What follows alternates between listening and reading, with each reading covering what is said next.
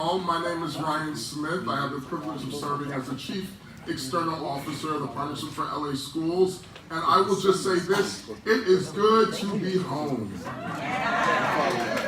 Particularly as I've been in Oakland the last 4 years. And I will just say this, even though the Warriors parade passed by my house every single year, I stayed at home in solidarity for the Los Angeles Lakers because I knew we were going to rebuild one day.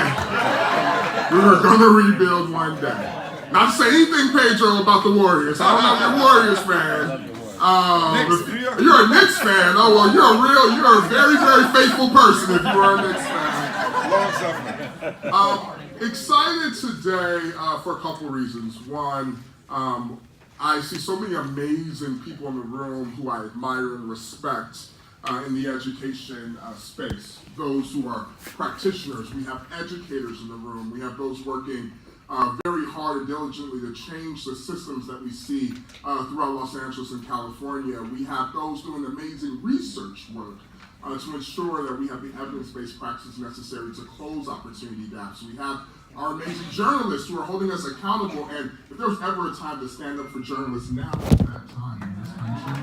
So thank you for being the truth tellers as well.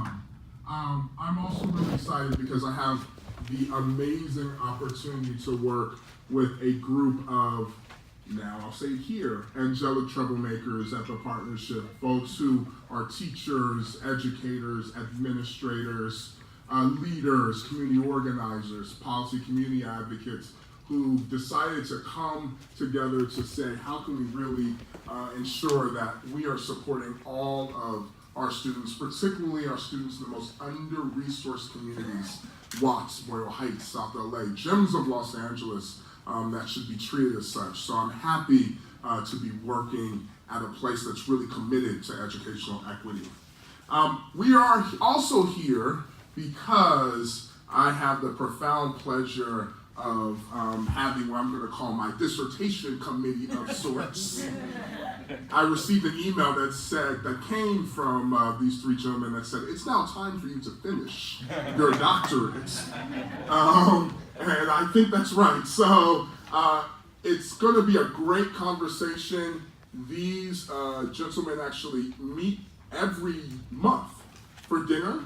And they've done so since they've been in Los Angeles. And I thought it'd be really interesting to see, well, we have four with Dr. Walter Allen, four leading minds in education equity, not only across this country, but really across the world, come together to have dinner in Los Angeles to talk about the work. What are you talking about?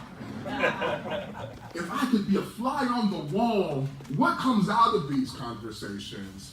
And that became the impetus of thinking, we should have a panel discussion to talk about that work, particularly as it relates to closing opportunity gaps in LA schools. So excited about this time. If you are on social media, we are live streaming this on Facebook Live. We got a lot of interest across the country. So hey to all the folks watching this across the country, and I got an email from Germany and across the world. Excited to have you here as well. You can tag us at Partnership LA, hashtag at equity, hashtag education, equity and justice. Sorry. The other thing I will say for those folks who need validation, you will get that at the end of this event. And if you need to leave early, they'll be outside waiting for you since I know I'm in Los Angeles. I also want to thank our co-sponsors. We wouldn't be able to do this without the partners in the field who are working every day to ensure that we're putting students first. So I want to thank all the work that UCLA does. I know that Pedro has created a new Center for School Transformation at UCLA. We're excited about that.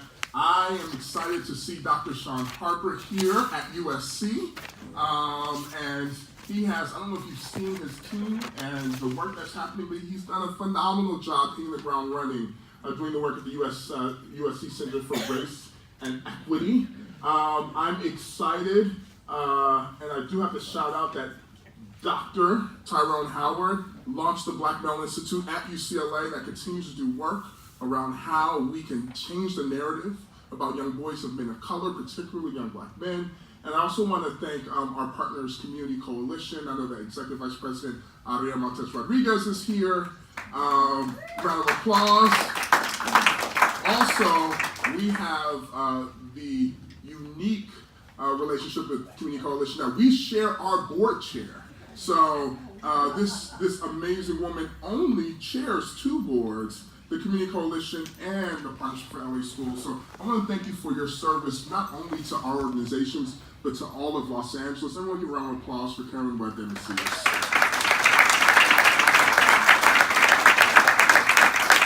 And I won't hold it against you that I know you're a Bruin, but I won't hold it against you that you worked at USC for as long as you did. But I will say, go Bruins, go UCLA. I also want to thank many of our partners who funded this event to make this happen and have funded our work and have supported our work. So I want to thank them being in the room and thank you again for supporting Los Angeles students. So you'll see the agenda here. It's really exciting. Not only do I have really amazing speakers and panelists with Sonali and our 3 gentlemen, we also have the privilege of hearing from Dr. George McKenna, who is a hero and a champion not only in Los Angeles, but across the country. And anytime Denzel Washington plays you in a movie, you know you've done something, right?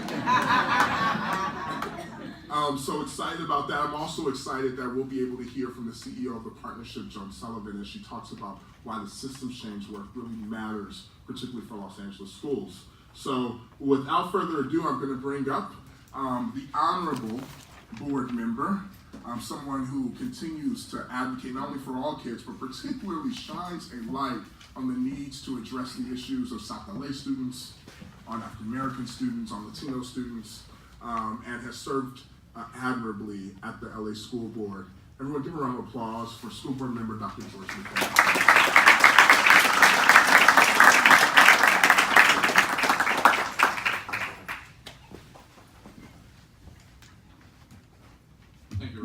I have been given less time than I need. So I will be as brutally brief as I can possibly be. This is a marvelous opportunity for thinkers to get together, and our panelists are known to do that. They're practitioners and they're thinkers. I too am a practitioner. I'm in the classroom. I have been. I've been at the school site. I've been a superintendent. I'm now a policymaker. Let me tell you what I really want to tell you. This is not about building systems to give our children and parents more choice. It is about excellence and outcomes. So if the best choice is to be excellent, then you need not seek a choice to go elsewhere to be excellent. But if we do not empower the school where it is to be excellent, then we will look for alternatives. And we do not necessarily need to celebrate that we found an alternative to what? Because unless everybody's leaving, then you've left some children behind and say, well, we've got these, but what about the others? Well, they're not ours. But they are all ours. And we pay them, they pay us back. So that choice has to be for excellence. So there's no need to be search or to be recruited. And we must have an unapologetic focus on the neediest. They're not invisible to us. We know who they are. The data tells us that. And we must look at what is the purpose of this education. I believe it is to be competitive in this world of competitiveness called America. America is a democracy, but it's also a capitalistic place. And you see people on the street, right, who went to school, and their belongings are in a shopping cart. And we say, well, maybe it's their fault. I don't care whose fault it is. It's our responsibility as educators. So we can talk about poverty, and we can talk about the